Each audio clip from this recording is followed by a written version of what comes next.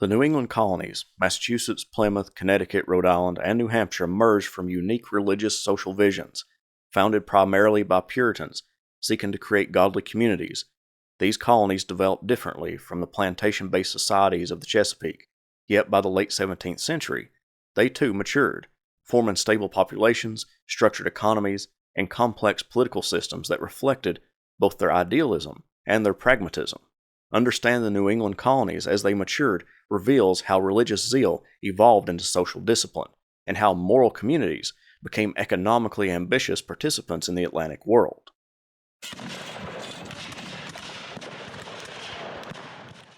The Puritan migration of the 1620s and 1630s laid the foundation for stable colonial communities. Entire families crossed the Atlantic, unlike in the Chesapeake where most migrants were single men. This gender balance and family structure allowed New England's population to grow naturally rather than depend on new arrivals. At the heart of Puritan society was the covenant, an agreement not only between individuals and God, but also among members of the community. Towns revolved around congregational churches, which functioned as both religious and civic centers. This fusion of faith and governance gave New England a distinctive social cohesion that contributed to its early stability. By mid-century, these settlements had achieved what historians call demographic maturity, a population large and self-perpetuating enough to sustain itself without constant immigration. High birth rates, long life expectancies, and strong communal institutions distinguished New England from the disease-ridden and transient populations of the southern colonies. New England's rocky soil and harsh winters discouraged large-scale plantation agriculture. Settlers developed a mixed economy centered on small farms, fishing, shipbuilding, and trade. By the mid-1600s, Boston, Salem, and Newport had become thriving commercial hubs tied to the Atlantic world. New England merchants traded fish, timber, and livestock for sugar and molasses from the Caribbean, which they distilled into rum. This rum, in turn, became a key commodity in the transatlantic slave trade. Thus, even colonies founded on religious idealism became deeply entangled in global systems of forced labor and exploitation. The New England colonies matured economically through commerce rather than plantation agriculture. Their prosperity stemmed from the sea and by participating in the Atlantic trade networks. They became vital links in the imperial system that depended on the labor of enslaved peoples. Conflict with Native Americans marked New England's colonial experience from the start.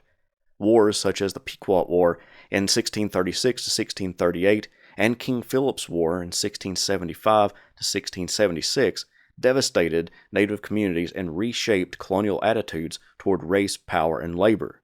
During these conflicts, hundreds of Native captives were sold into slavery, both within New England and to the Caribbean. This practice linked New England directly to the Atlantic slave trade. Captive natives were transported to places like Barbados, where they were exchanged for African laborers. In Barbados, the 1676 Barbados Act to prohibit New England Indian slave importation wasn't a humanitarian measure, it was an economic decision. Planters on the island viewed Native Americans as poor laborers who resisted control, succumbed to tropical disease, and escaped easily. The act reflected both the commodification of human beings and the growing preference for racialized African slavery. In New England, these experiences contributed to an early hardening of racial attitudes. Initially, captivity and servitude were fluid concepts. Both natives and Africans could be enslaved, and freedom might still be attainable.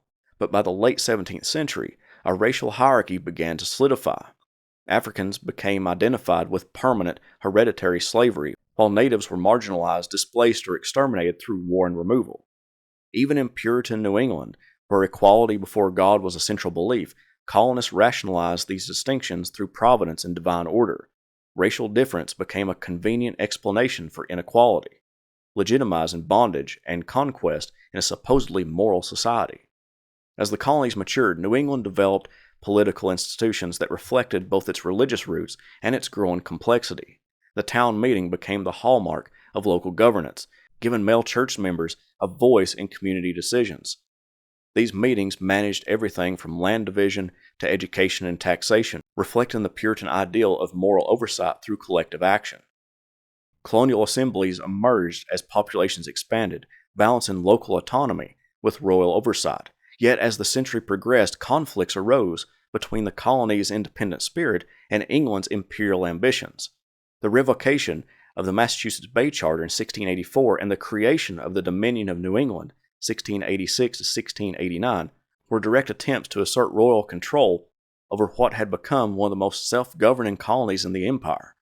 This tension between autonomy and authority mirrored the region's larger transformation from a religious utopia to a complex society, negotiating its place within a global empire. By the late 17th century, the original religious zeal of the Puritan founders was waning.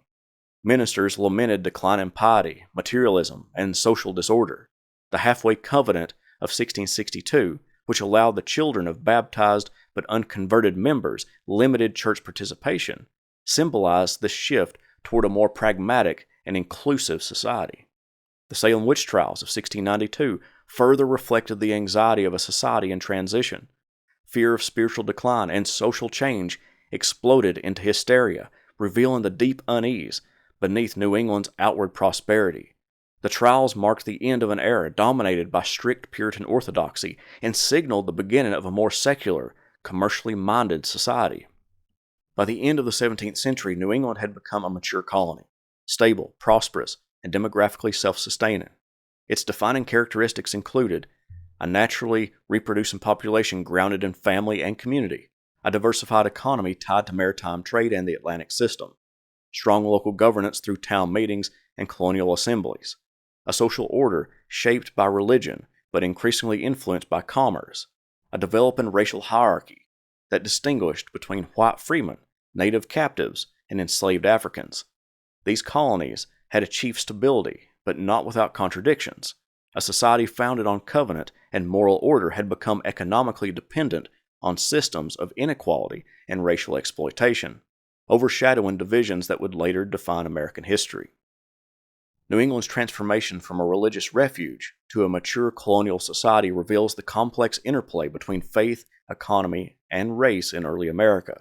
The Puritans succeeded in building cohesive, enduring communities, yet their moral vision was compromised by economic ambition and racial inequality. By the close of the 17th century, New England was no longer simply a city upon a hill. It was a thriving hierarchical and worldly region whose success rested on both its godly discipline and its participation in the broader and often brutal Atlantic world. So here are the takeaways. Puritan family structures and religious cohesion created stable, self-sustaining communities. New England's economy matured through trade and maritime enterprise rather than plantation agriculture. Wars with Native Americans led to enslavement and displacement, linking New England to the Atlantic slave system. Racial attitudes hardened as Africans became identified with hereditary slavery and natives with exclusion and removal. Local governance and education fostered self-government, even as royal oversight increased. By 1700, New England was both morally introspective and globally connected, a paradox that defined its maturity.